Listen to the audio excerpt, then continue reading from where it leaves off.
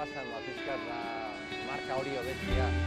Baina baldintzak ere zian oso errexak, loteri hutsa zanan ere, eta nahiko egoera larriak zian, nola edozein moduz olatuan bera botatzen.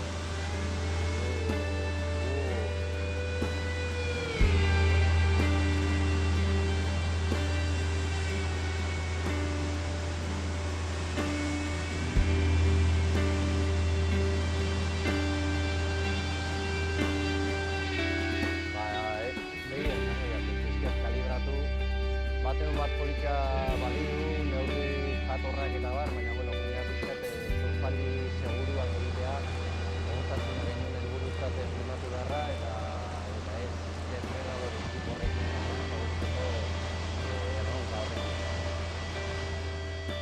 Ikuste genuen, marka janeko itxasaldia baino ia kilometro gehiago zituen itxasaldi bat espero zala, eta uste genuen